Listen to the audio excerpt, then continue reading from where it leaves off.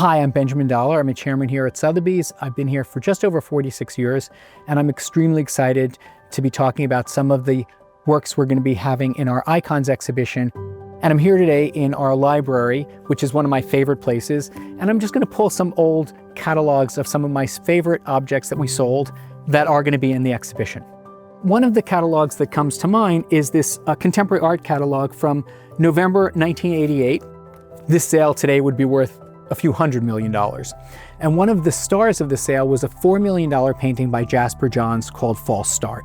In 1988, the estimate on it was $4 to $6 million, and this painting sold for over $15 million, which today still stands as the fourth highest price for a work by Jasper. It was just one of the most incredible paintings, and I remember it so clearly, and I remember being at the sale and seeing the bidding, and it was so fierce, and it just kept going. And when it reached $10 million, the audience started applauding.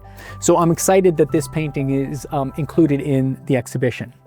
Here are two from 1995 of two paintings that are very special. One is a painting by an artist called Morbelli, and this was in 1995.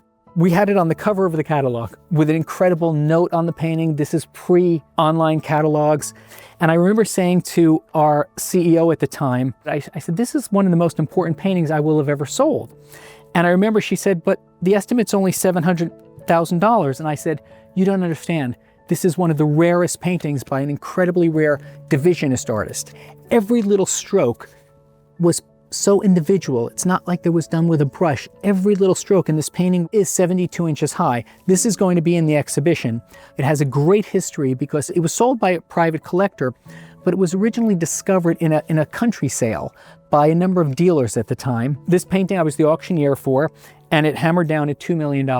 I always said this is one of the paintings that if I could resell it, I feel comfortable retiring. It today remains one of the most special paintings that I will have ever sold.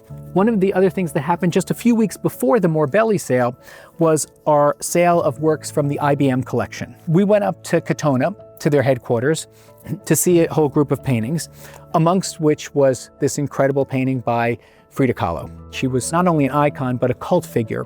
When we won this collection, the then CEO of IBM told our CEO, there's a few special things we liked about you. We used IBM mainframes, and IBM was a very loyal company to their loyal clients. One of the great pictures in this collection was this incredible Frida Kahlo. When I first started in 1979, Frida Kahlo was not part of the national patrimony.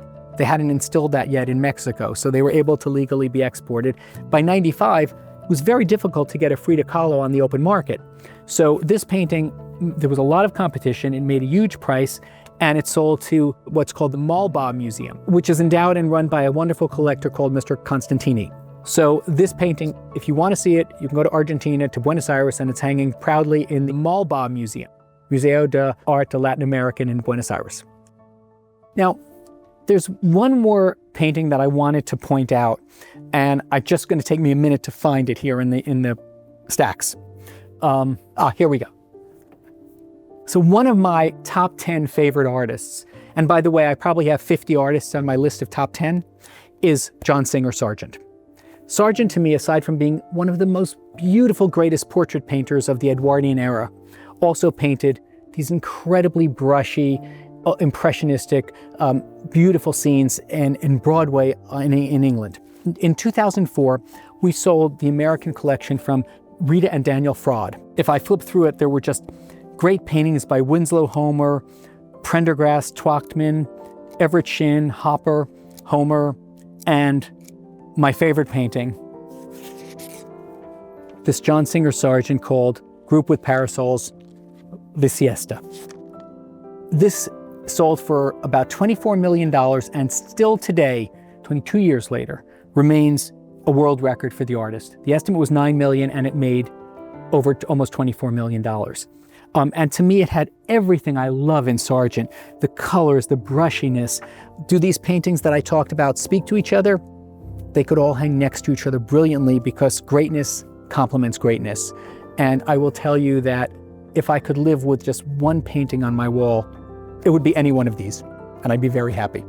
I'm so excited to be back on Madison Avenue in an iconic building like the Breuer, And we are so excited to be having this exhibition, and I hope you can all see it, and the catalog of it is amazing. For me, to be back on Madison Avenue I couldn't be more excited.